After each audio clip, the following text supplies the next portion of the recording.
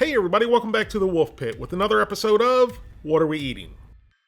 You guys know my profound love for Spam and how versatile Spam is in general. But the varieties of flavors of Spam make it even more versatile to make all kinds of recipes. Like Chorizo Spam Breakfast Scramble, Meat Lovers Bloomin' Spamian,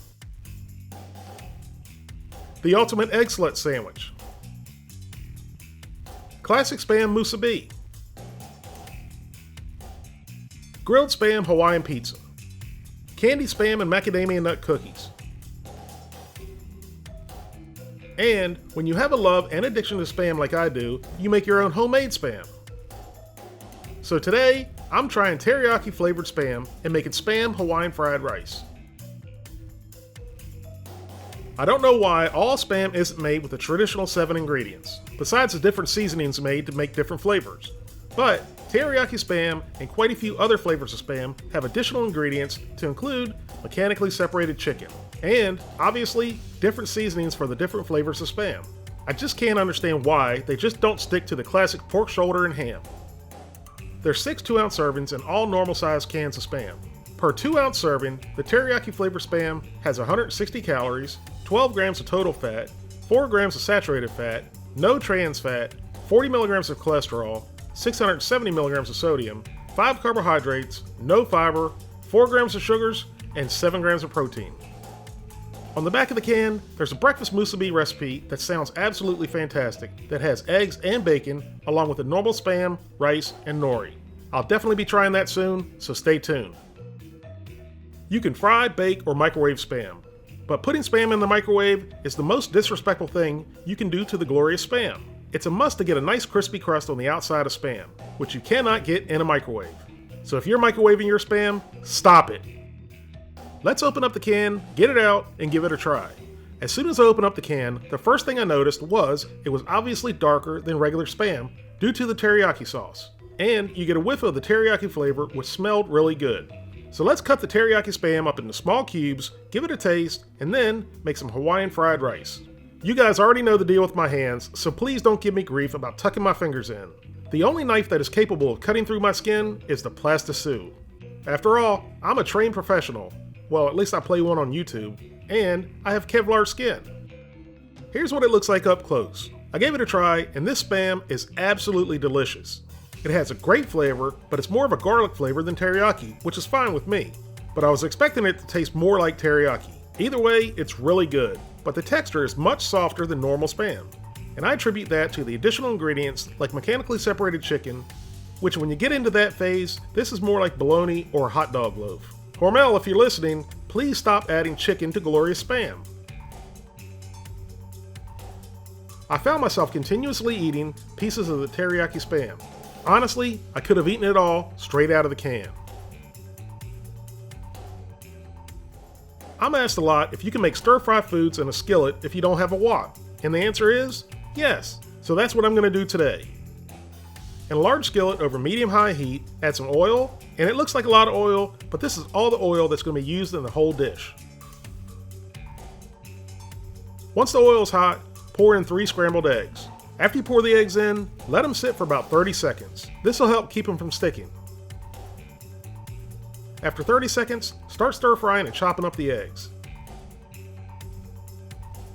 The total cook time for the eggs is about 1 minute, and that includes the first 30 seconds. Once the eggs are just cooked through, take them out of the skillet. Then add the cubed up teriyaki Spam and stir fry for 2 to 3 minutes or until it begins to caramelize and get a nice crispy crust on the outside.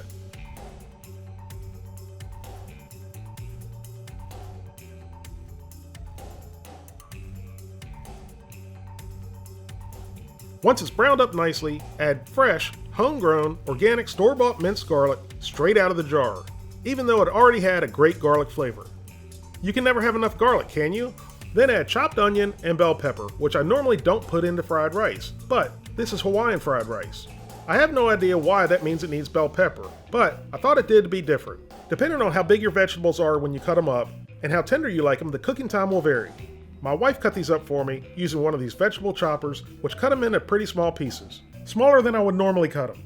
But hey, I can't be picky. I didn't have to cut them up. So I'm only stir frying for about 30 seconds because I like tender crisp vegetables. After 30 seconds, add frozen peas and carrots. If you want to use fresh, go for it. Stir fry for another 30 seconds.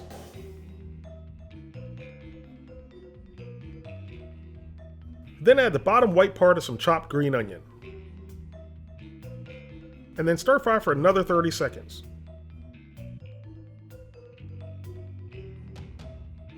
After stir frying for 30 seconds, add 3 cups of cooked day-old rice and stir fry for 2 to 3 minutes.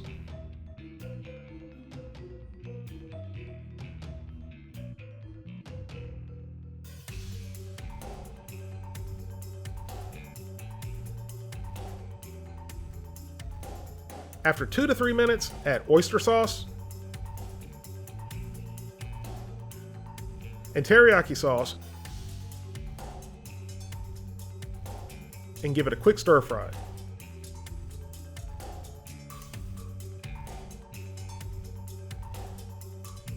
Then add sesame oil and the eggs and stir fry for another 30 seconds. Now this next ingredient is optional, but to me, you gotta have it with Hawaiian food.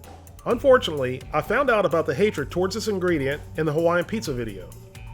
But I'm gonna add it anyway. Fresh, organic, homegrown pineapple right out of the can. Along with the tops of green onions. Give that a quick mix. Like I said, this is not your typical fried rice. And I know a lot of you say pineapple doesn't belong on a pizza, and I'm sure you're gonna say it doesn't belong in fried rice either. But I think it's good on pizza, and I think it's gonna be good in this fried rice. Once it's plated up, the only thing left to do is to give it a try. And it certainly looks good, but that doesn't matter. It's how it tastes that counts. So I tried a piece of the cooked teriyaki spam first.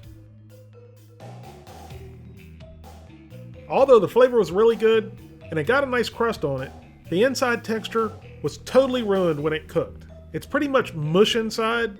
There's no texture to it. It reminds me a lot of treat, which I think is pretty gross. But like I said, flavor-wise, the teriyaki spam is good. So then I tried a bite with a little bit of everything, and it was delicious. The teriyaki sauce is a nice change up to fried rice. I like the crunch of the bell peppers and the onions, and to be perfectly honest, I think the pineapple made this fried rice. The sweetness from the pineapple really balanced out the salt in the spam, the teriyaki sauce, and the oyster sauce. Overall, flavor-wise, this was delicious. I absolutely loved the teriyaki spam out of the can, even though the texture was still a little funky then. But once it was cooked, I did not care for the texture one bit. I would certainly make the spam Hawaiian fried rice again, but I would use original spam. So I'm going to give the teriyaki spam a 6 out of 10. Had the texture been like original spam, this may have gotten the first 10-point rating out of all the things I've tried so far. The texture is what prevented that. If you'd like to help support the Wolf Pit, please consider being a patron. You can pledge as little as $1 a month, that's only $12 for the whole year. Or you can pledge more, that's up to you. Either way, every little bit's appreciated and helps me produce more high-quality videos more often for you, the people. Thank you all very much for watching. Please don't forget to like this video and subscribe, and I'll see you soon.